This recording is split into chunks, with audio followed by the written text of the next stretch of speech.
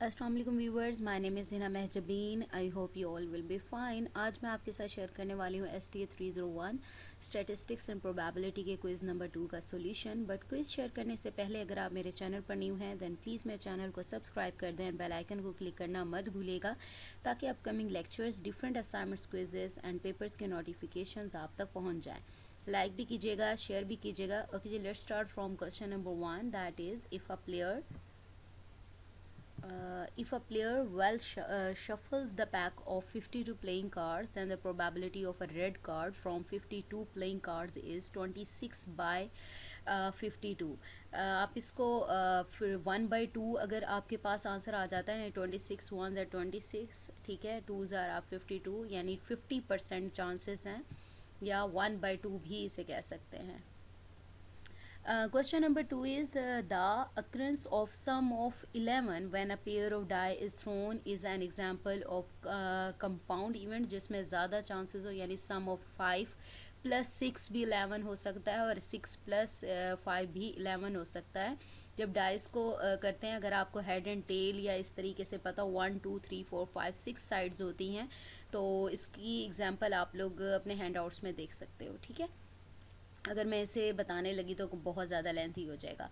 Question number 3 is find the number of subsets of the following set X such that X is a day of the week, यानी एक days of week का अगर subset निकालना है तो subsets find करने का के लिए जो फार्मूला कह लें या मेथड यूज़ होता है 2 रेज़ टू पावर n होता है। 2 रेज़ टू पावर हमें पता है 7, वीक में कितने डेज़ होते हैं, 7 डेज़ होते हैं, तो 2 raise to power 7 that will be equal to 128, यानी 2 को 7 टाइम्स मल्टीप्लाई करने से आपके पास 128 आंसर आता है। So it's answer is 128। Question number 4 is the probability of an event always lies between 0 and 1, यानी yes होगा या no होगा या head होगा या tail होगा, कोई भी event अकर करने के yes या no, on off जैसे कहते हैं, 0 and 1 के बीच में ही होता है, ठीक है, probability उसकी।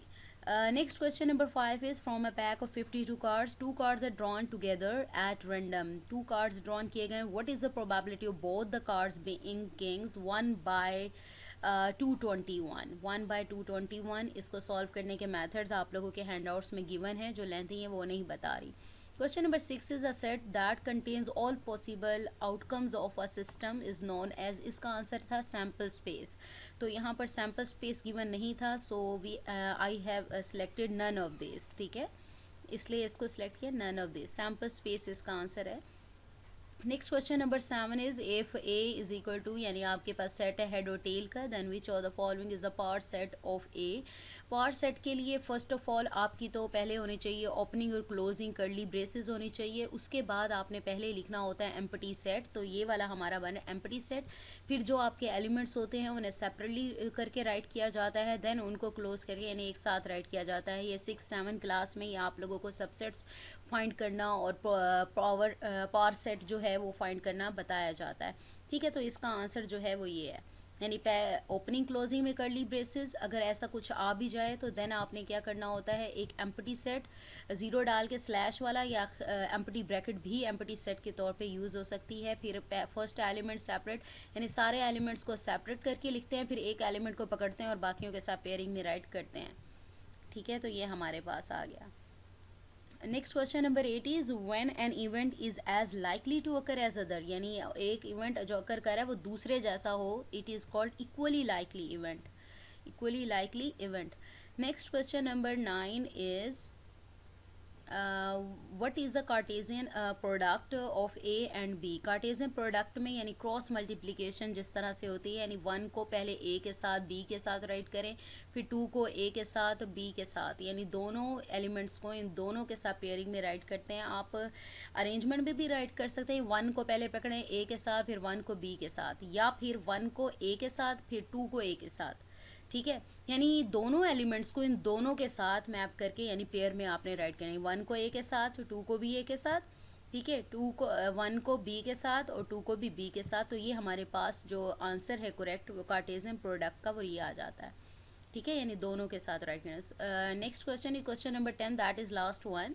Zero factorial is equal to, zero factorial क्योंकि जीरो वैल्यू तो नहीं होती, तो जीरो फिक्टोरियल हमारे पास ऑलवेज 1 के इक्वल होता है, ठीक है, 1 के इक्वल होता है। So we have completed an MCQs of STA 301 quiz number 2. I hope ये क्विज़ आप लोगों के लिए हेल्पफुल होगा। अगर 4 to 5 सेट्स कर लेते हैं या 3 to 4 कर लेते हैं तो आपके मोस्टली क्वेश्चन, या हो सकता है कि आपकी लक कितनी अच्छी हो कि पूरे क्वेश्चन ही सेम आ सकते हैं, नहीं तो आप लोगों को आइडिया हो जाता है कि किस टाइप के क्वेश्चंस आपके क्विज़ में पूछे जा रहे हैं, और साथ साथ आपके नेक्स्ट अपकमिंग जो एग्ज़ाम है उसकी प्रिपरेशन भी हो जाती है फॉर क्विजेज़।